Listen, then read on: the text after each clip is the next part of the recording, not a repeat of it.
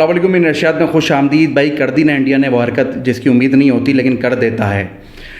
ज़ैनब अब्बास जो कि रिप्रेजेंट करती हैं पाकिस्तान क्रिकेट को पीएसएल में भी और कुछ आईसीसी लीग्स में भी, मतलब कि आईसीसी के जितने इवेंट होते हैं उसमें जो है ज़ैनब अब्बास आपको नज़र आएंगी कमेंट्री करती हुई और साथ साथ जो है होस्टिंग करती हुई।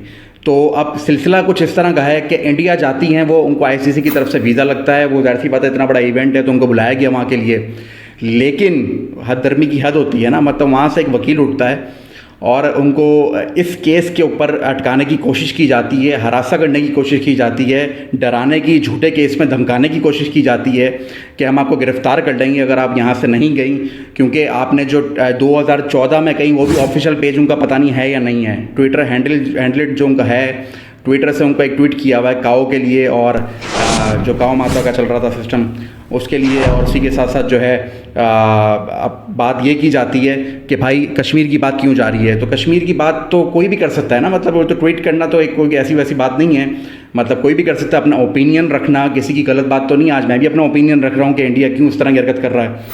तो भाई अब वो 2014 के ट्वीट को निकाल के ये केस थोपने की कोशिश की जाती है उस ज़ैनब अब्बास के ऊपर, और फिर उसी के साथ साथ जो है उसको दुबई के लिए एक सेफ़ एग्ज़िट करवा दिया जाता है। भाई अगर आप में इतनी तप्पड़ थी तो पकड़ लेते ना उसको, फिर सेफ़ एग्ज़िट क्यों करवाया दुबई का कि आप चली जाएंगे, तो हरासा हो गया ना मतलब।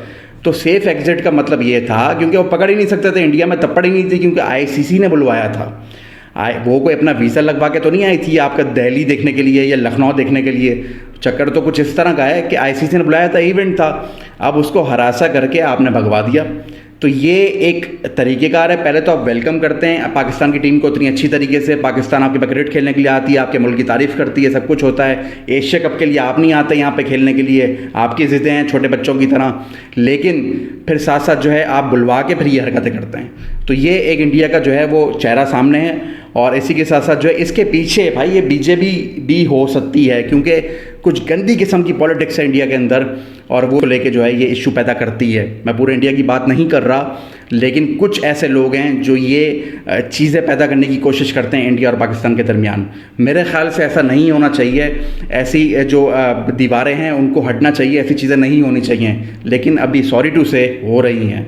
तो ये बड़ी इंसल्ट की बात है, इतना बड़ा इवेंट है, वैसे ही कोई वर्ल्ड कप देखने के लिए नहीं आ रहा सही तरीके से, क्योंकि मुझे नहीं लग रहा कि ये वर्ल्ड कप हो रहा है, पता नहीं क्या हो रहा है, क्योंकि ग्राउंड्स भी खाली हैं। इससे ज़्यादा तो लोग किसी के जलसे में आ जाया करते हैं भाई पाकिस्तान में, लेकिन वर्ल्ड कप हो रहा है, बस लोग देख रहे हैं कि वो वर्ल्ड कप नहीं है भाई जो 2019 का था, इससे पहले 2011 का था जो यहीं हुआ था, लेकिन अब बिल्कुल ठंडापन नज़र आ रहा है। तो यही हद दरमियाँ और यही हरकत अगर चलती रही, इसमें पॉलिटिक्स आती रही इन चीज़ों के बीच में, तो फिर भाई क्रिकेट से भी लोगों का दिल उठ जाएगा।